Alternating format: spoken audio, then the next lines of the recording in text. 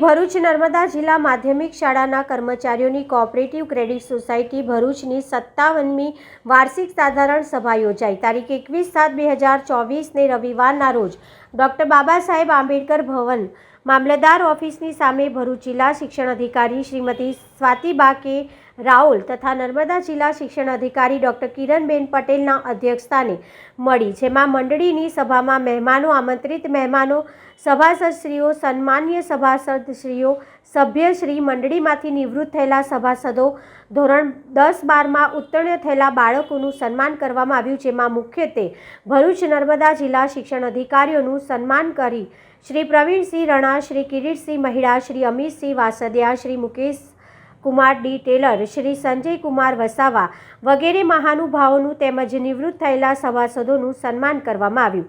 ભરૂચ નર્મદા જિલ્લામાં માધ્યમિક ગ્રાન્ટેડ શાળામાં ભણતા માતા પિતા વગરના બાળકોને મંડળીની યોજના અંતર્ગત શૈક્ષણિક કીટ વિતરણ કરવામાં આવી તથા ભરૂચ નર્મદા જિલ્લાના વિવિધ પ્રકારના ઘટક સંઘોના પ્રમુખ મંત્રીશ્રીઓ હાજર રહ્યા હતા અને ભરૂચ નર્મદા જિલ્લામાંથી મોટી સંખ્યામાં સભાસદો હાજર રહી કાર્યક્રમને સફળ બનાવ્યો હતો. માત્ર ભગવાને કોઈ સારા કામ કરવા માટે આપણે નિમિત્ત બનાવે છે. હું નથી કરતો, મેં નથી કર્યું, પણ પરમાત્માએ તમને આદેશ કર્યો. પરમાત્માએ એ કામ માટે આપણને નિમિત્ત બનાવ્યો.